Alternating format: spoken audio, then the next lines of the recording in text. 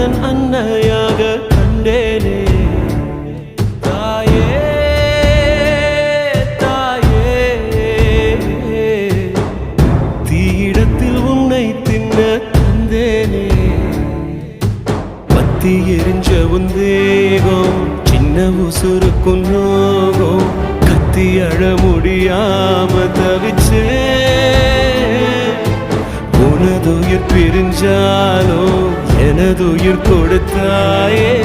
என கையில் கொளமாச்சு மனமே